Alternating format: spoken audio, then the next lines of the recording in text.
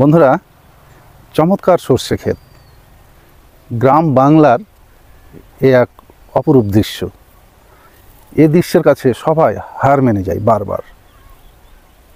এই চমৎকার সর্ষে ফুল যেমন কৃষকের সর্ষের চাহিদা অর্থাৎ তৈলবীজ, এটি সরিষার তেলের যে চাহিদা মেটায় এই সরিষা থেকে। আবার এটি কিন্তু যখন সর্ষে খেতে এইভাবে পর্যাপ্ত পরিমাণে ফুল ফুটে থাকে তখন যেমন পরিবেশের রক্ষা করে, এর ঘ্রাণ আমরা পাই, মনটা ভরে ওঠে। মৌমাছি আবার এখান থেকে মধু সংগ্রহ করে চাকে রাখে। আমরা সেই সর্ষে ফুলের মধু যেটি খাই সেটি এরকম চাক থেকে আমরা পেয়ে থাকি। তো চমৎকার চমৎকার এই সর্ষে ক্ষেতের দৃশ্যটি আমি নিচ্ছি। মানে আপনার যে কোনো সময় যে কারো সর্ষে খেতে আসলে মন ভরে যাবে। এই সর্ষে ক্ষেত, খেসারি, বুট, কালাই ইত্যাদির খেতে আসলে এটা যে কৃষি এবং গ্রাম বাংলার যে ঘ্রাণ সেটি পাওয়া যায়। তো এই সর্ষে খেতে যখন বসে আছি প্রচুর ঘ্রাণ পাচ্ছি দর্শক। তো আমরা যে সর্ষের শাক খাই, যে শাকগুলো খাই, এই সর্ষে গাছ থেকেই কিন্তু ওই পাতাটি সংগ্রহ করা হয়।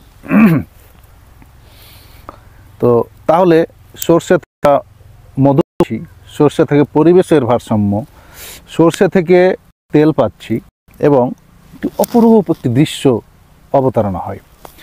এই সর্ষে খেতে আসলে আপনার অবশ্যই ভালো লাগবে। আমরা যদি এখানে একটু সীমিত পরিসরে সর্ষে চাষ দেখতে পাচ্ছি, কারণ আজকাল শহর বিভিন্ন আবাদি জমিগুলোতে আম, বরই, পেয়ারার বাগান, মাল্টার বাগান ইত্যাদি হচ্ছে, ফলে আবাদি মানে এই সমস্ত ফসল কমে যাচ্ছে। তো আমি প্রচুর পরিমাণে মৌমাছি দেখতে পাচ্ছি। আসসালামু আলাইকুম। ওরা মধু সংগ্রহ করছে।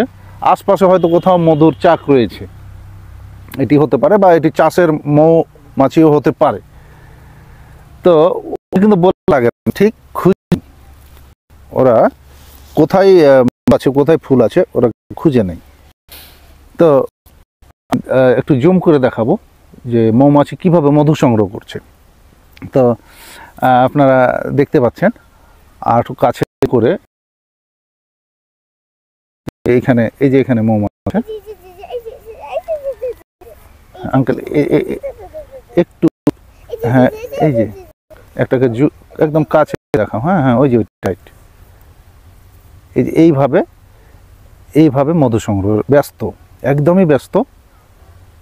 তো ভালো লাগলো এই সরষে ক্ষেত থেকে আপনাদের আমি শুভেচ্ছা জানাচ্ছি। আসলে এটি আমার গ্রাম এলাকা।